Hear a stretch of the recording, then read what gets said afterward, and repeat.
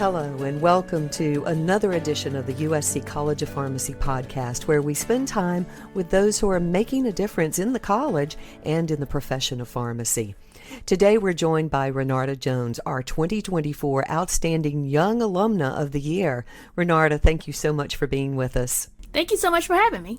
First, let's start by having you tell us more about how you came to choose the profession of pharmacy and then why you selected the USC College of Pharmacy. Absolutely. So my first intention was to be an attorney. And that's always what I wanted to be growing up. And my mom told me probably when I was like 11 or 12 that that's probably not a great career for you, being that you are female and then you're African American. It's just going to be too flooded for you and you're not going to be able to find your way. So you maybe need to find something in the healthcare industry. And so she was in the healthcare industry and so was my older sister.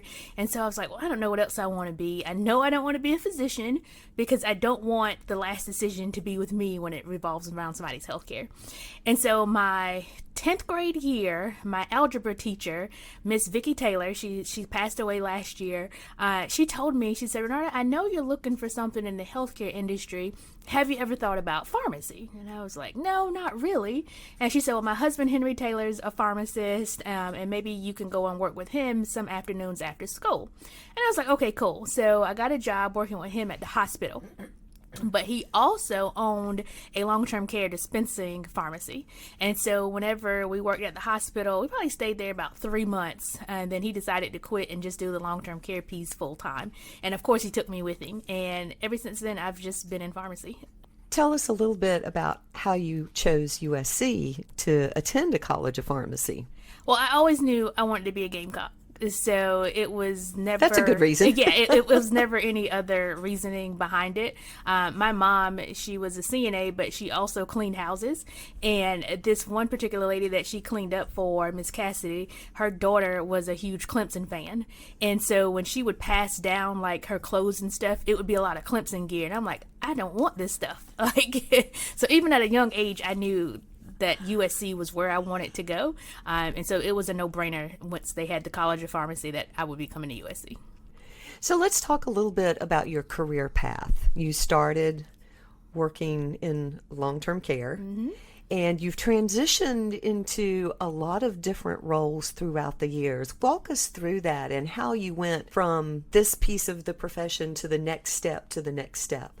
Absolutely. So one of the things as I look back, when I'm pulling things together and talking to students about my career path, I see now how it all came together. And so my very first time in the pharmacy was in hospital as a high school student. And then it went into long-term care. And I was the one that was putting the pills on the little dispenser to go into the unit dose packaging. That's where I absolutely started. And it's crazy because throughout my career, I also ended up being a long-term care pharmacist, a consultant pharmacist. And that backs into, so the job I had in Hartsville, their classmate was Eldon Armstrong that was at the College of Pharmacy, and he was doing medication checkups or therapy management back in the day when it really wasn't a big popular thing. And so he ultimately became my mentor. And so he also was part owner of Hawthorne. So I would actually go over and work in the DME side, not the pharmacy, on Saturdays. And I worked as his office assistant during the week. And then we would go out to nursing homes and I would check the med cards, and while he did all of the med pass reviews and the clinical reviews. And all of that stemmed from me working in Hartsville growing up in high school. Once I graduated pharmacy school, I started working for Pruitt Health at one point as a consultant pharmacist, and I started working at the dispensing side of it. So all that long-term care came together. But when I finished USC, I was working at CVS, and I was an intern, and from there I went into, literally, I told the supervisor at the time, when I graduate, just do not put me at the store on North Main. I'll go anywhere in the district, just don't put me there. And I got licensed like Tuesday morning at like 10 a.m. I called Thomas and he said, Ranarda, at 2 o'clock, report to the CVS on North Main. I was like, you've got to be kidding me.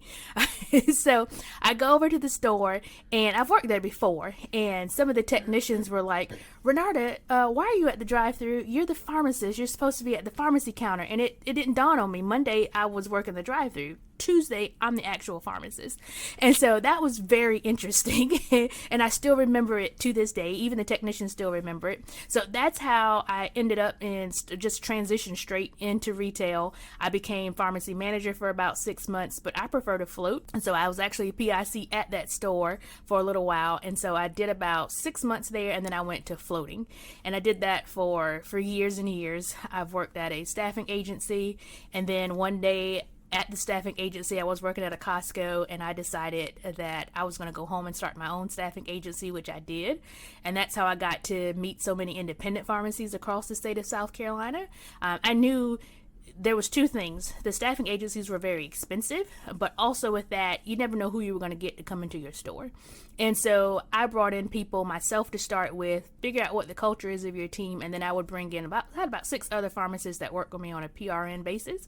And so that was what I did for probably about a year and a half. I tell people I'm probably the only person that got tired of working for themselves and decided to quit. But even that now feeds into, because I'm part owner of an independent pharmacy in Camden, South Carolina.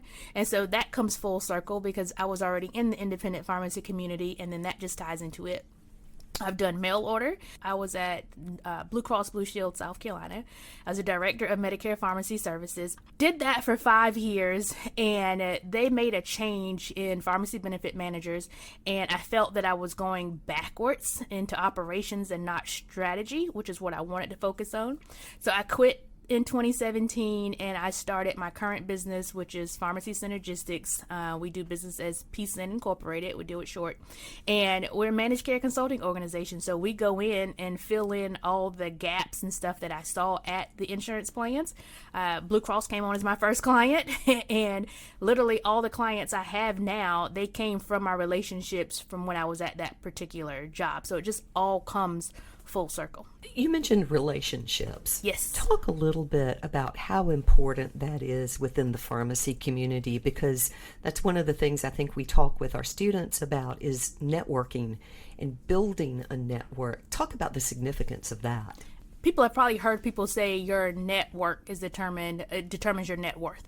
And I don't think people take that as serious as they should, because when you start building relationships with people, I mean genuine relationships, not necessarily going to a networking event, picking up some pins off their table and a card. I mean truly understanding how that person got started, what tidbits do they have about best practices or pitfalls that they went in that you can actually learn from. That is what builds true, genuine relationships, and you never know where somebody's going to end up.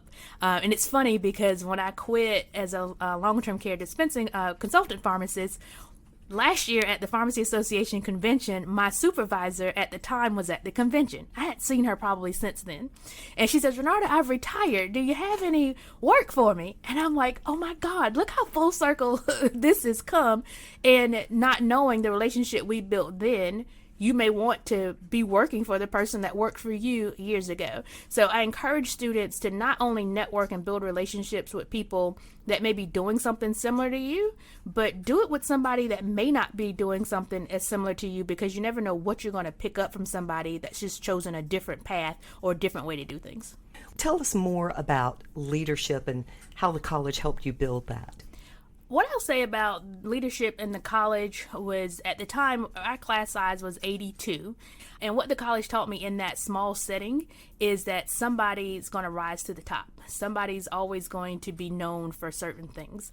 And the pharmacy class size gives you that opportunity to say, how are you going to rise above the smaller group that you're in? And that's one of the benefits that I got from the college, is because I quickly understood that I was unique, as everybody is unique, but I'm also unique and vocal.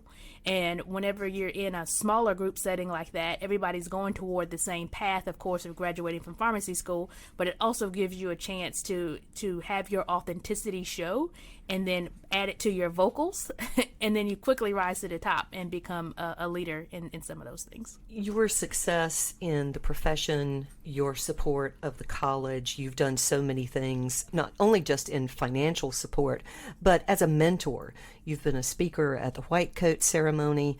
You've been a career expo exhibitor for 2 years, spoken to the industry focus group. Why do you think it's so important to give back to the college in any way you can? So my pastor has this thing where he calls it building the next generation of believers.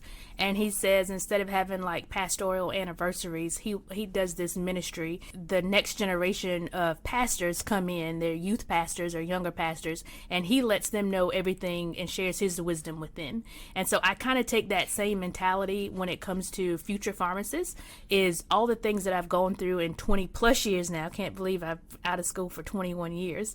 I want to be able to share that with the next generation, because I'm a firm believer in if somebody's already been through it, your experience may be different, but you can at least have a heads up on what to expect and how you should handle certain situations. So that's why I think it's very important always to give back to where you came from. And so I always think that's important, even when it comes to school, even when it's joining the Pharmacy Association. You're a pharmacist, so why would you not be a part of the Pharmacy Association? So I think some things are just good practice, common sense, but at the same time, you have to give back to the foundation. And 40 years from now, I'll be the one going to the pharmacy needing drugs. And so I can't complain about the pharmacist that I didn't mentor.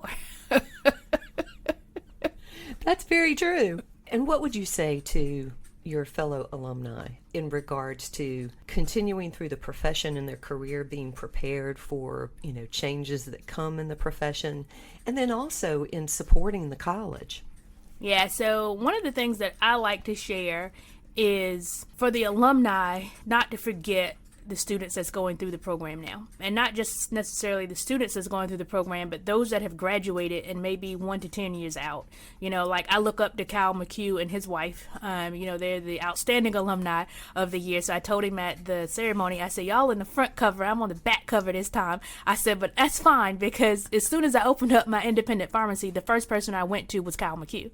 And so I think that's very important, because if I had not had that connection through the alumni, I would not have known where to go and actually seek help in running my business. So I think from an alumni standpoint, get involved. These students and the younger pharmacists, they want to know what you went through. They want to know how their path should go. And I think that's very important for us to just be able to give back and share our wisdom and experience. Such great thoughts to share with students and alumni. Thank you, Ranarda, so much for being with us this afternoon. Absolutely. This has been so much fun. And to have a surprise for you. You will be on the front cover with the McHughes. Oh, look at that. That's awesome. I had no clue. We've been talking with Ranarda Jones, our 2024 Outstanding Young Alumna. Please join us again next month for another edition of the USC College of Pharmacy podcast.